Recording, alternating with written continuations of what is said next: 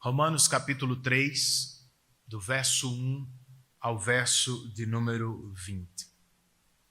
Quando tudo parecia sem graça e sem cor, Lúcia, enquanto brincava com os irmãos, descobriu um velho guarda-roupa.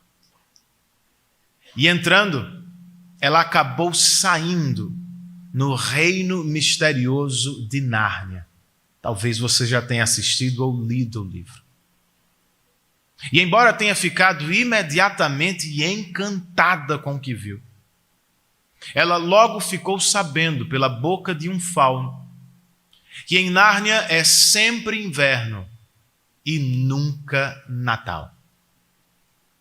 E a razão é: Nárnia vive sob o domínio tirano e sob os enganos de um falso senhor. Eu gostaria de dizer, queridos, que isso só acontece em contos de fada. Mas não seria verdade, seria? Em Nárnia, o falso senhor se chama Feiticeira Branca. E no nosso próprio mundo, ele deveria ser conhecido pelo nome de pecado. Pois, de acordo com o texto que vamos considerar, nós todos nascemos debaixo do pecado. E é por isso que precisamos tanto de salvação. Para começar, eu quero ler com vocês só o verso de número 9. Romanos capítulo 3, verso 9. E depois eu peço que você tenha a sua Bíblia aberta. Durante a exposição nós vamos ler toda a porção sagrada. Por agora, só o verso 9, na versão que eu tenho em mãos, o texto inspirado registra assim: que concluiremos então? Estamos em posição de vantagem? Não. Já demonstramos que tanto judeus quanto gentios estão debaixo do pecado. Vamos orar? Senhor, eu quero particularmente te agradecer por esta rica oportunidade que me concedes, de voltar a esta amada igreja, de rever irmãos queridos e de estar aqui para celebrar os teus feitos por este povo e por este rebanho que aqui se reúne. Muito obrigado. Agora que nós nos aproximamos de tua palavra, eu só posso te rogar, como fez o salmista, que o meditar dos nossos corações e que as palavras das nossas bocas te sejam agradáveis. Nós contamos, ó Espírito, com tua assistência e pedimos isso em nome de Jesus e por amor a Ele. Amém.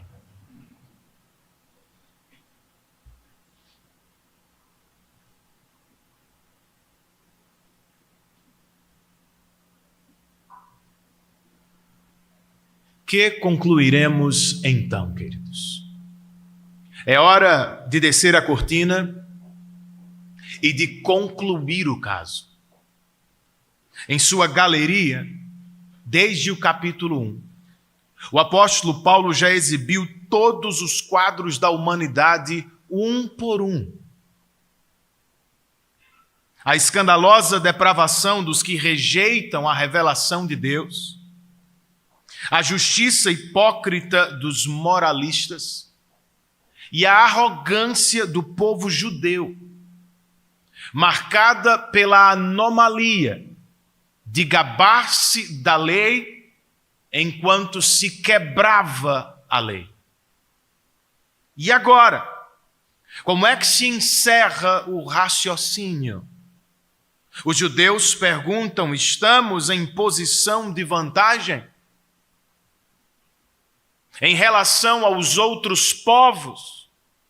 A resposta de Paulo é: de maneira nenhuma. Pois já demonstramos que tanto judeus quanto gentios estão debaixo do pecado. O pecado, disse um comentarista, está acima de nós, pesa sobre nós e é um fardo esmagador. É como se fosse um tirano que mantém a raça humana sob o seu domínio e sob o medo do juízo de Deus.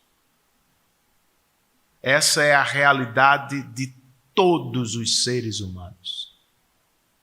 Judeus e gentios, religiosos e não religiosos, todos nascem debaixo do pecado e por isso precisam de salvação.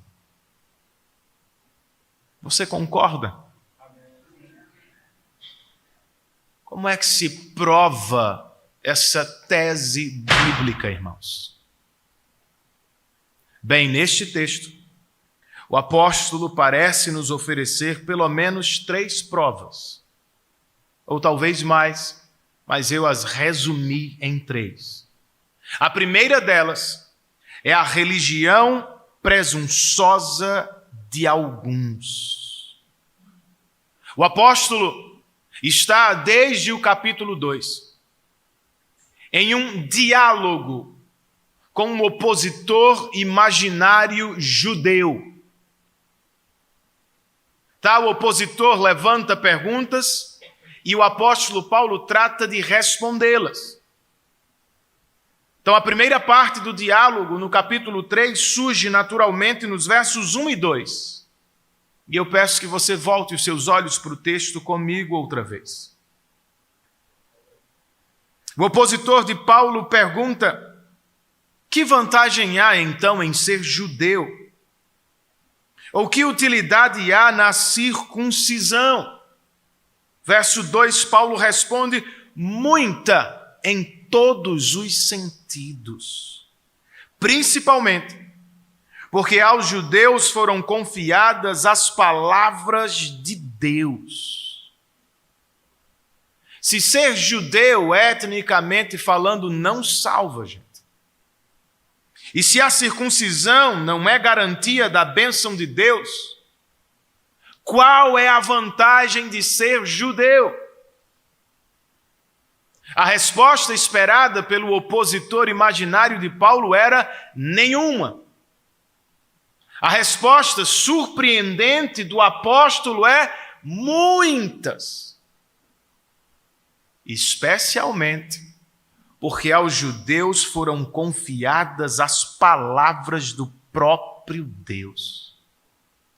Não se trata, veja, de favoritismo, mas sim de responsabilidade. Ser guardião da revelação especial de Deus, a palavra, é um privilégio imenso.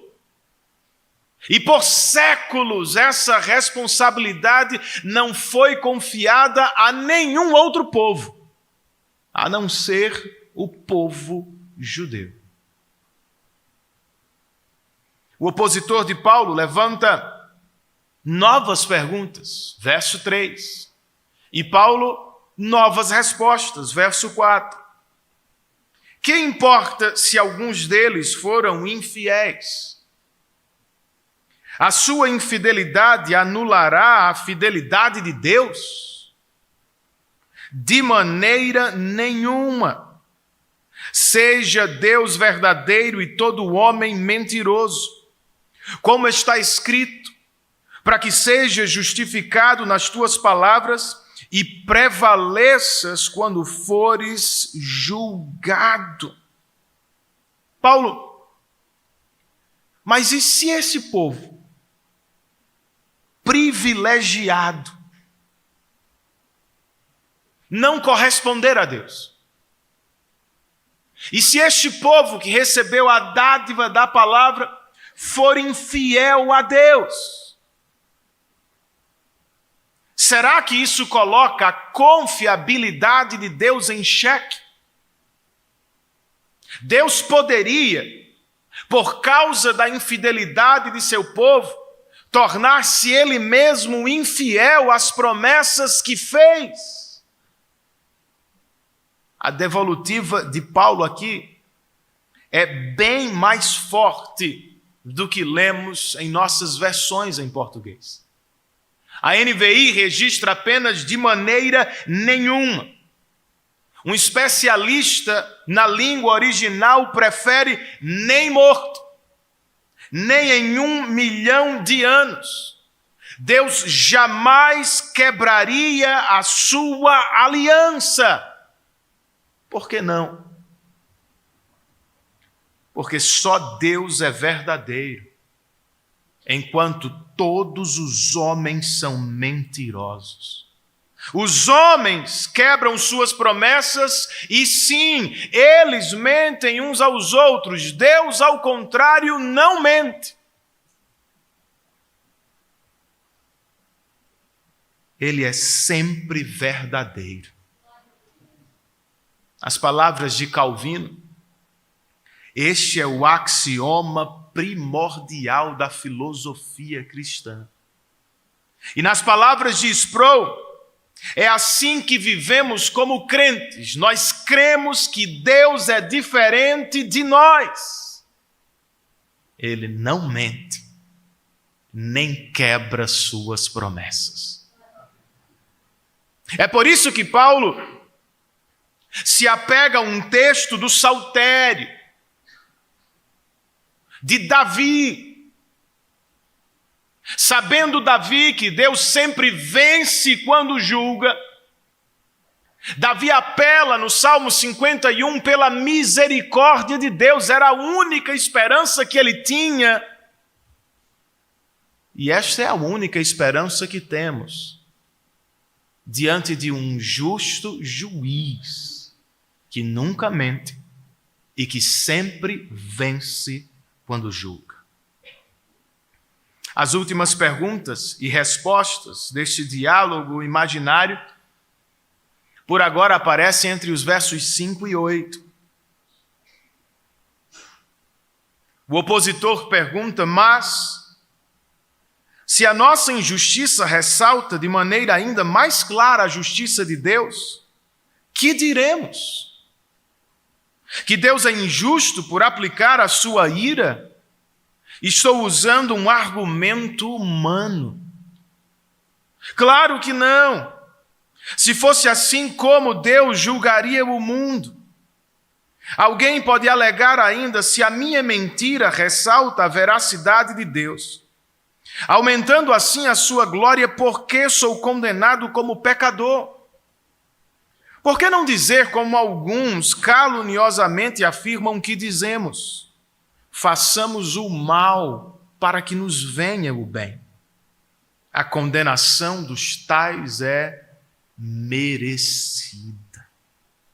Eu juntei essas perguntas porque elas têm algo em comum. O quê? Presunção religiosa. Se a nossa injustiça torna a justiça de Deus ainda mais clara, e se a nossa mentira aumenta a glória da verdade de Deus, pergunta o opositor de Paulo, por que é que vamos nos preocupar com sua ira?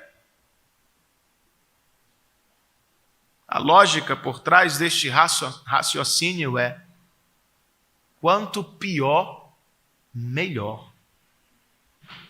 Quanto mais pecadores somos, mais o evangelho da graça se torna glorioso.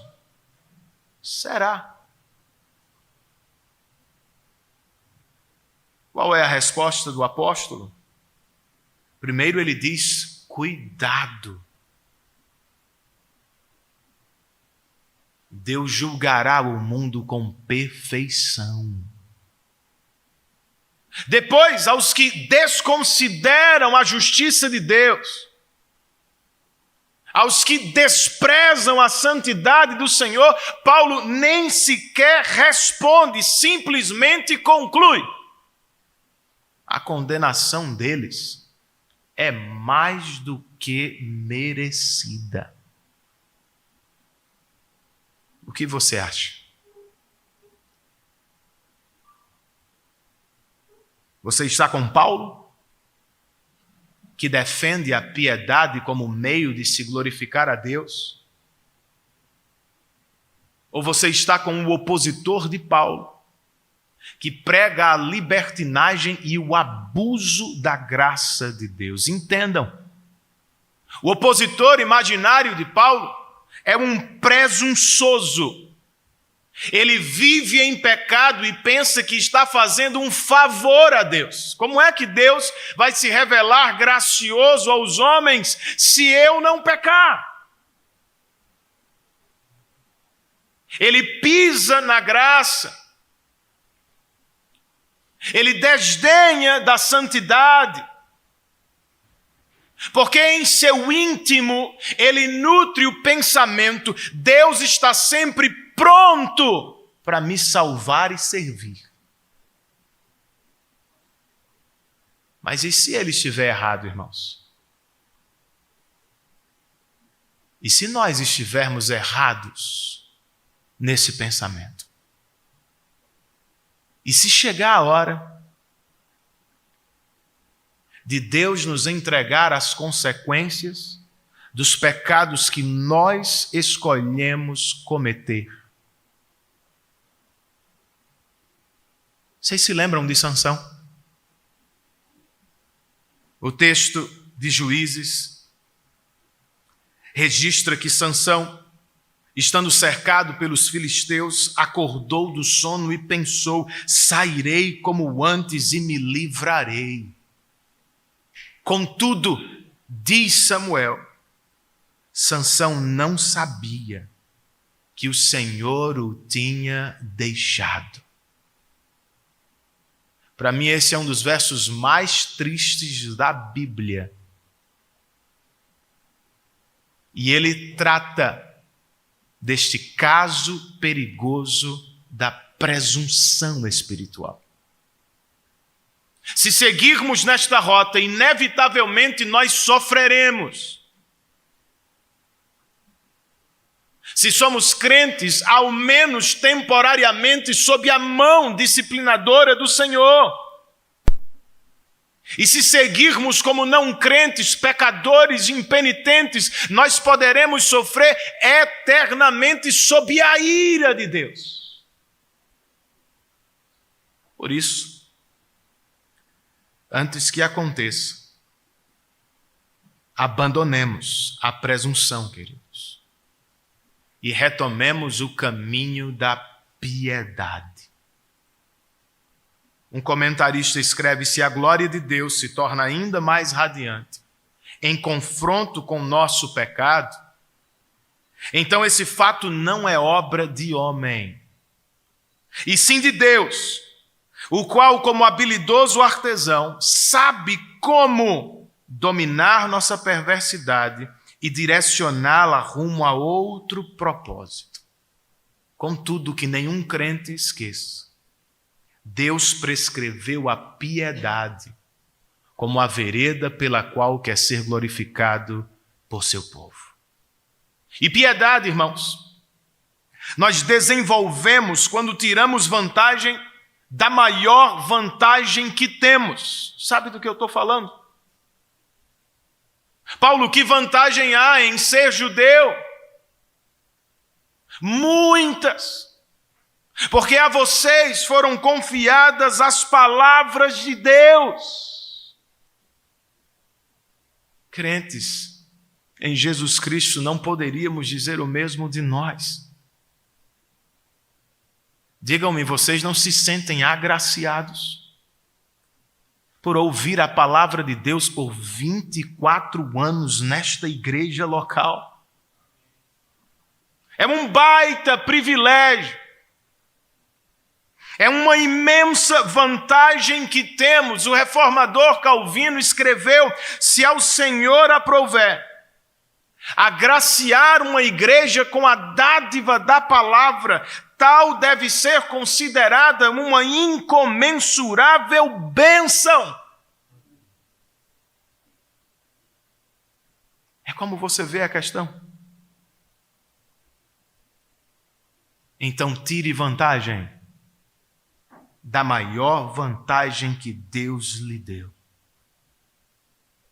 não presuma que você sempre estará em uma igreja que ama e valoriza a palavra. Você sabe do que eu estou falando.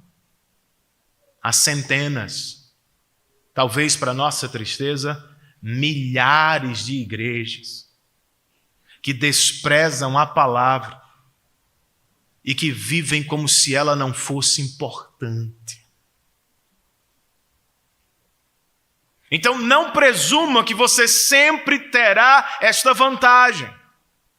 Você não sabe, jovem, para onde Deus vai te levar por meio de um concurso público.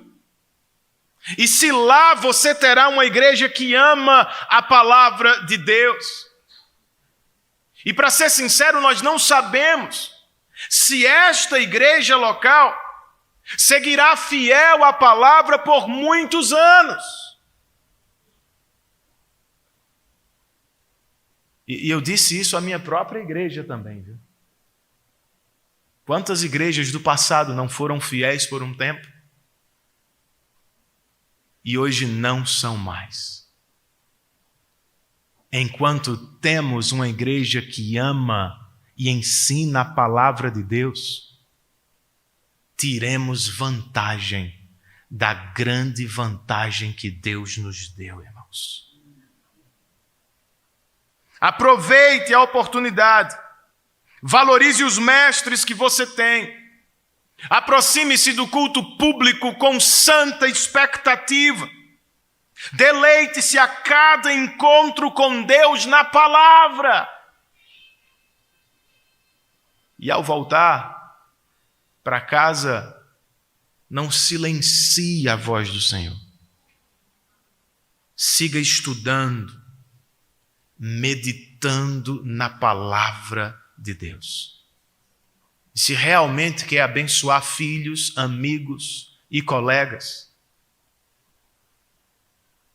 coloque-os no raio da palavra. O inglês pode ser uma bênção para o seu filho, o cursinho XYZ também. Nada se compara com a palavra do ponto de vista da eternidade. Não foi por meio da educação na escola formal que Deus prometeu dar vida espiritual aos nossos corações e nos nutrir. Foi por meio da palavra. Então, se você ama seus filhos, ama sua esposa, ama os seus colegas de trabalho, fale a palavra. Em casa, ministre a palavra e prove aos seus filhos que você a ama por meio de exemplos práticos. Lá fora, na faculdade, na escola ou no trabalho, converse com as pessoas, tendo a palavra na boca. Nem sempre você precisa citar um texto bíblico, mas o conteúdo dela, a mentalidade dela, as ilustrações da palavra precisam estar no nosso vocabulário, irmãos. Ah, pastor, eu não saberia por onde começar. Aprenda com o que Paulo está fazendo aqui. Paulo está fazendo uso de um artifício, de um elemento retórico de sua época chamado diatribe. Ele antecipa as perguntas de seus ouvintes e depois as responde. Todo mundo pode fazer isso aqui. E para ser sincero, é assim mesmo que deveríamos proceder se queremos ser efetivos. Nós precisamos nos encontrar com os nossos filhos e os nossos amigos de escola, não onde nós gostaríamos que eles estivessem. Nós precisamos nos encontrar com eles onde eles de fato estão. Nas perguntas que estão fazendo, nos dilemas que estão atravessando. Se começarmos por aí, fará muito mais sentido para eles e nós teremos uma rica oportunidade de alcançar conversas evangelísticas para a glória de Deus. Tiremos vantagem da grande vantagem que Deus nos deu.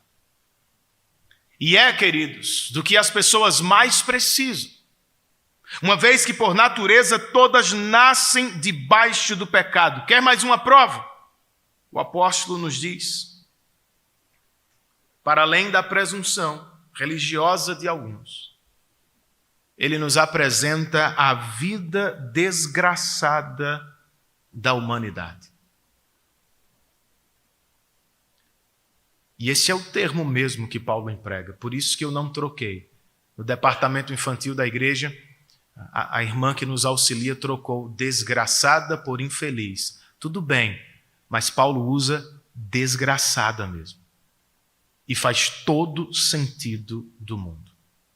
Você vai ver por quê.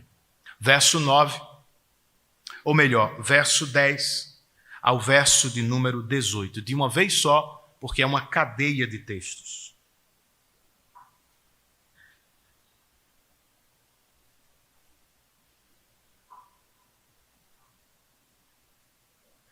Como está escrito, não há nenhum justo, nenhum sequer.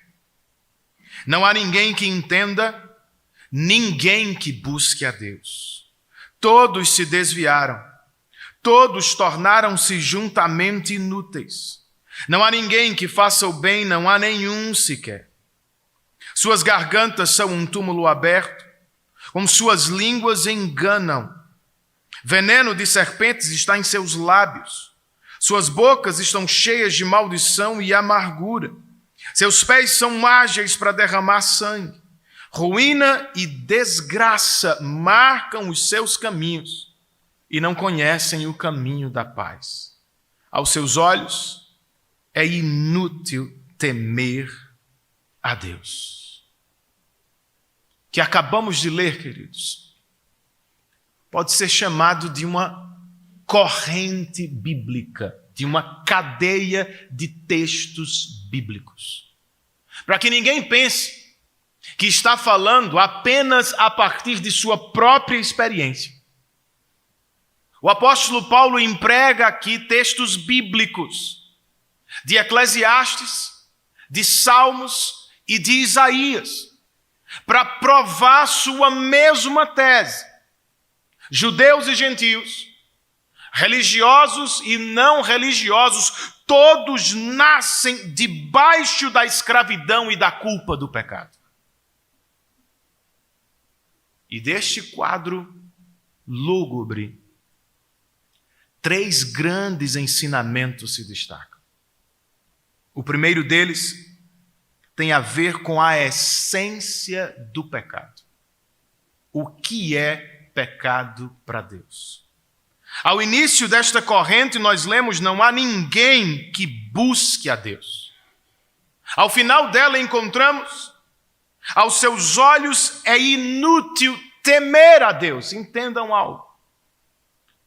O apóstolo não está dizendo que é isso que fazemos quando pecamos, como consequência.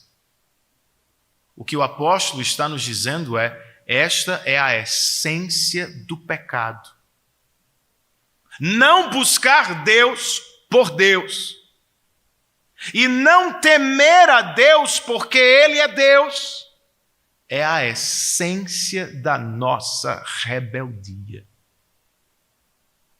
Segundo o ensinamento que salta desta corrente tem a ver com a natureza destruidora do pecado.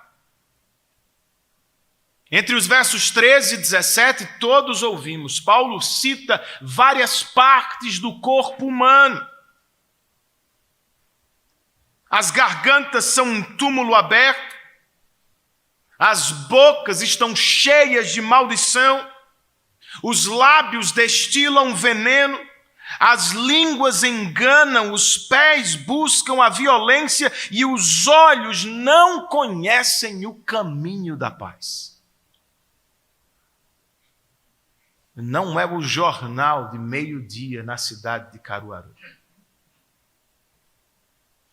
É a ilustração bíblica de uma das doutrinas mais importantes na pregação do Evangelho.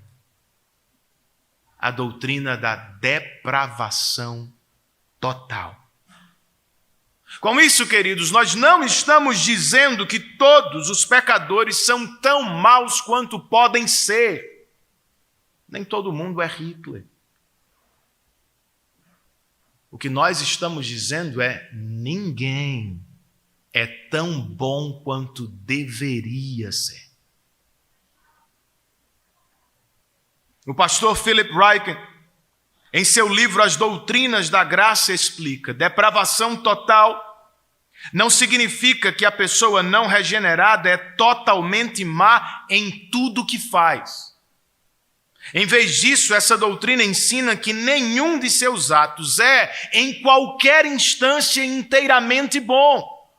Por quê? Porque o pecado permeou cada parte de nossa constituição física, mental e emocional, de modo que nada em nós permanece intocado. Por isso sugere ele e outros teólogos, talvez fosse melhor falar em depravação radical de algo que nos alcançou na raiz de quem somos. Por fim, essa corrente bíblica ainda nos ensina sobre a universalidade do pecado. De modo negativo, o apóstolo nos disse: não há nenhum justo. Não há ninguém que busque a Deus. Não há ninguém que entenda a Deus. Não há ninguém que faça o bem. De modo positivo, ele escreve: todos se desviaram de Deus e todos se tornaram juntamente inúteis. A repetição dá força ao argumento apostólico. 2 vezes nos é dito que todos seguiram o próprio caminho. 4, se diz que ninguém é justo. E por 2 se emprega a expressão nenhum sequer. Um comentarista coloca: nunca houve uma pessoa que pudesse resistir ao teste da lei de Deus. Use o seu prumo e você sempre terá que dizer: algo está me faltando. Será, queridos? Será que somos mesmo radicalmente depravados aos olhos de Deus? Bem, vamos tomar algumas das citações que Paulo emprega aqui para nos avaliarmos brevemente. Primeiro, o que dizer de não há ninguém que busque a Deus? Paulo, eu acho que você foi longe demais. Nós todos aqui temos amigos e familiares que não são evangélicos, que não frequentam cultos evangélicos, mas que ao seu próprio modo dizem estar buscando a Deus e parecem sinceras. É verdade. E nós precisamos respeitá-las, à luz do que aprendemos na Bíblia e do que a Constituição do nosso país exige de nós: liberdade religiosa. Contudo, nós precisamos entender, queridos, que a grande questão da afirmação bíblica é: as pessoas estão buscando ao único e verdadeiro Deus? Ou estão buscando e adorando aos deuses e suas próprias imaginações? Mais importante ainda, elas estão buscando a Deus por Deus? Ou estão buscando a Deus por causa de seus próprios interesses? Porque nascemos debaixo do pecado, sem o Espírito de Deus, entendam isso. Nós não conseguimos buscar a Deus como fim supremo. Nós sempre fazemos de Deus um meio para alcançarmos aquilo que realmente buscamos. saúde, dinheiro, felicidade, preenchimento existencial, seja o que for, a Bíblia chama isso de pecado. John Stott escreve: a reclamação de Deus é que, na verdade, nós não o buscamos visando a sua glória. Não buscamos a Deus porque o amamos de todo o nosso ser. Sproul comenta: em nossa condição decaída, nós sempre desejamos os benefícios que só Deus pode dar. Mas a Deus mesmo, nós não queremos. Esse é o problema.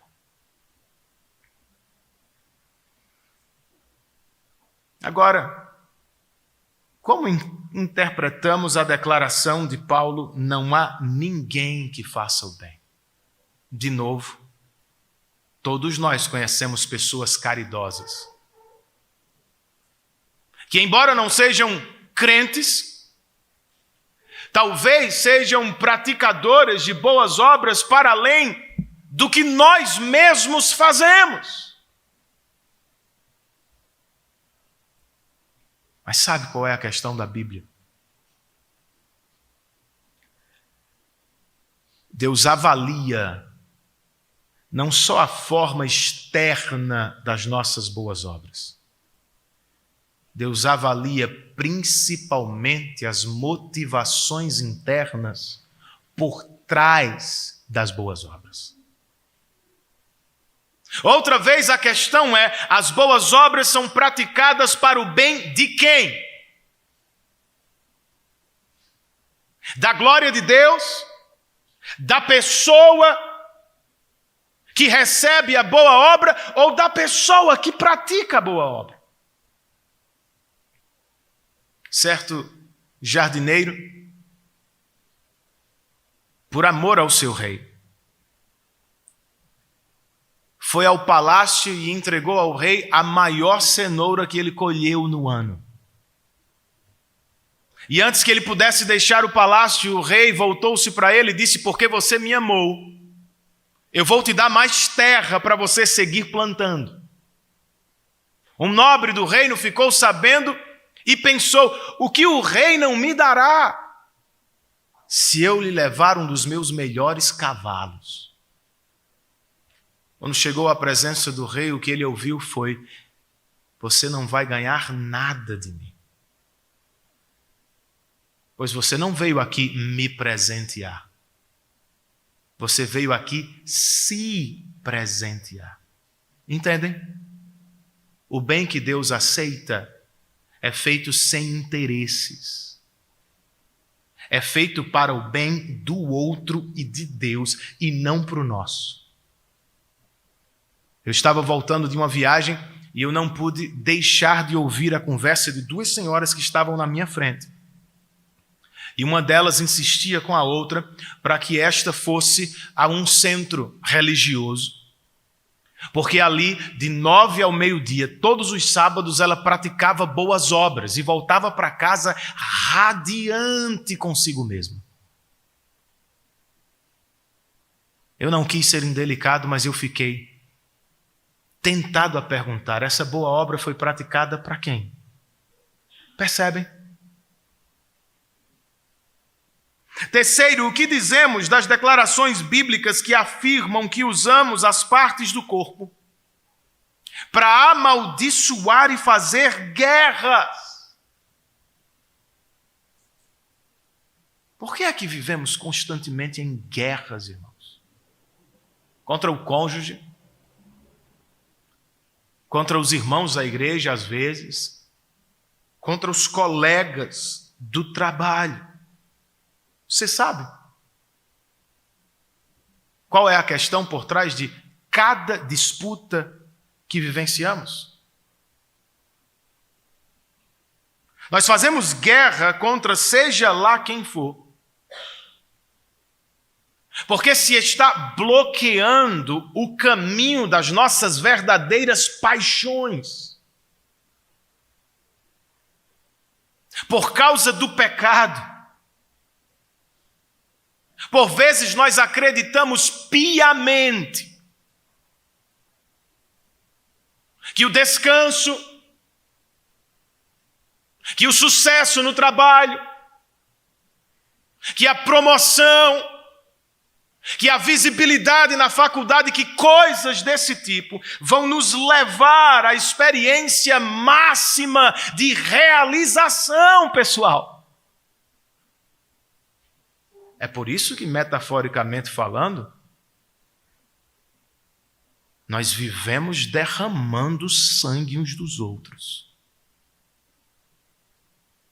Porque não conhecemos o caminho da paz ou nos esquecemos dele, nós vivemos em pé de guerra. Eu acho que os exemplos de Paulo bastam para provar que somos radicalmente depravados. Mas a questão que talvez você esteja levantando em sua mente é, naturalmente, o que fazemos, pastor? Como resolvemos isso? Nós não resolvemos. Mas também não precisamos nos desesperar nesta noite. Por que não, pastor? Porque a boa notícia do Evangelho, pregada por Paulo em Romanos, não é: busquem a Deus e vocês o encontrarão. Não é: façam o bem na terra e vocês o conquistarão. Não é: matem os semelhantes e vocês serão tidos por vitoriosos diante de Deus. Não, irmãos. A boa notícia que nós tanto amamos pregar e cantar, e que Paulo nos ensina mais uma vez aqui, é a seguinte: por graça, é Deus quem elege e busca pecadores. Por amor, para salvá-los, foi Deus quem na cruz lhes deu o maior bem da história, seu filho esmagado no lugar deles, e para libertá-los de suas mais terríveis guerras. Deus lhes deu o príncipe da paz. Sabe qual é a implicação, meu irmão em Cristo? Se você é crente, você deveria ser a pessoa mais feliz do mundo. Por uma única e imensa razão: Deus não está se escondendo de você. E nele, por mais que você não tenha nada do que dizem os blogueiros, por mais que você não tenha tudo aquilo que gostaria de ter profissionalmente falando, por mais que você esteja sofrendo com uma doença no corpo, nele, em Deus, você tem a relação mais satisfatória do mundo. E esta vai durar para todo sempre. Se você já é crente, você deveria ser a pessoa mais livre da terra. Você não precisa fazer o bem para ser amado, para ser aceito. Nem pelo outro, nem muito menos por Deus. Deus lhe fez o maior bem em Cristo. E por causa de Cristo, você foi amado e aceito e jamais será lançado fora.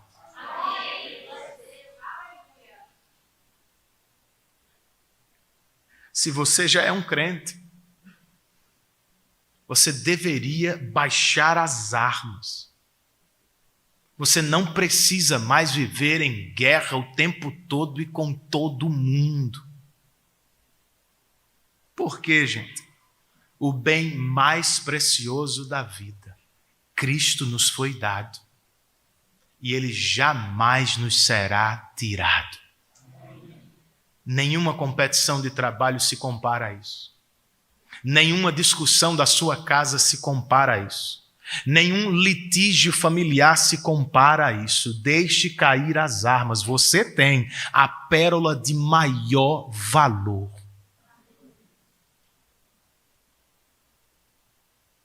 É como acredita?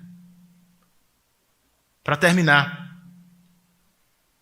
você quer mais uma prova de que estamos todos, ou de que nascemos todos debaixo do pecado? A última prova que o apóstolo Paulo nos apresenta aqui é a lei reveladora de Deus. Verso de número 19.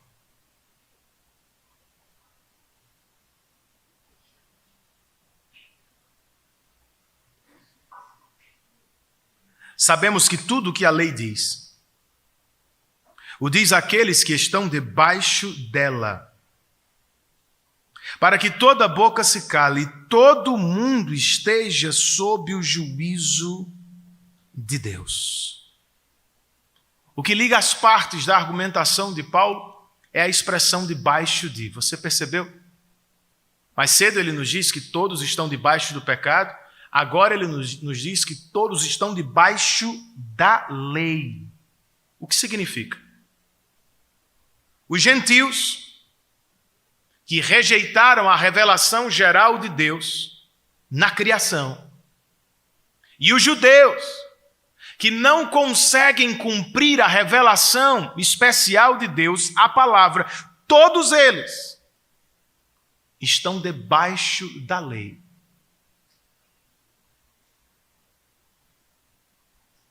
Por duas razões.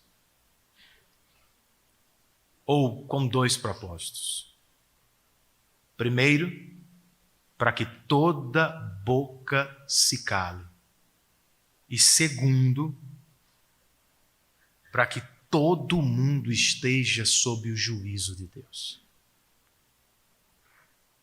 Um comentarista diz que estas palavras invocam a figura do réu, que no tribunal recebe a oportunidade de se defender, mas escolhe ficar calado, porque as provas são muitas e incontestáveis contra ele. Este é o nosso caso. É o caso de todos os seres humanos. Todos eles foram pesados na balança de Deus, e todos eles foram achados em falta contra Deus. Portanto, conclui Paulo, e eu com ele por hoje. Verso 20. Ninguém será declarado justo diante de Deus, baseando-se na obediência à lei, pois é mediante a lei que nos tornamos plenamente conscientes do pecado. Gentios e principalmente judeus, não se enganem. Ninguém poderá conquistar a salvação mediante a obediência à lei. Por que não? Porque a lei não nos foi dada para apagar os pecados. A lei nos foi dada para revelá-los mais do que nunca. Nós não temos a lei a fim de, por meio dela, conquistarmos a salvação. Nós temos a lei para que, através dela, nós nos tornemos conscientes da necessidade da salvação. Era isso que os reformadores, no século XVI, chamavam de o uso pedagógico da lei.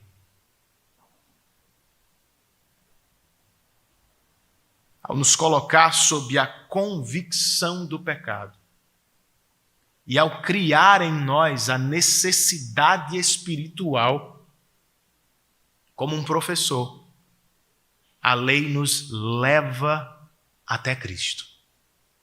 Martinho Lutero escreveu: o principal motivo da lei é fazer que os homens sejam não melhores, mas piores. Quer dizer, ela lhes mostra o seu pecado, para que a partir desse conhecimento eles possam ser humilhados, aterrorizados, esmagados e quebrantados, e dessa forma sejam levados a sair em busca da graça e chegar assim à semente abençoada, Jesus Cristo. Você entendeu isso? Para melhor apreciar a boa notícia do Evangelho, primeiro, nós precisamos ouvir sobre a má notícia da lei. Por natureza, nós nascemos todos debaixo do pecado. E se ninguém nos tirar de lá, consequentemente seguiremos por toda a vida e eternamente debaixo do juízo de Deus, prescrito na lei. Pastor, mas é noite de aniversário da igreja. Não seria melhor falar de algo um pouquinho mais positivo? Quem sabe da nossa necessidade por autoestima? Ou por que o Senhor não coloca a culpa no governo? Ou na educação? Ou nos nossos pais? Ou na sociedade? Não seria melhor, pastor? Eu acho que não, gente. E Deus está certo que não. Diante do que a lei diz de nós, e do que nós mesmos sabemos por experiência própria, a melhor coisa a fazer nesta noite não é nos desviarmos do assunto. A melhor coisa a fazer nesta noite é fazer silêncio diante de Deus. Porque a lei de Deus nos foi dada para isso. Para que toda boca se cale. Trata-se de uma condição espiritual, irmãos.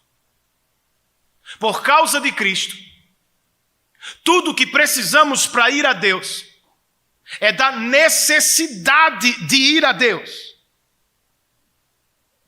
Contudo, nem sempre chegamos lá, porque não conseguimos soltar nossas virtudes.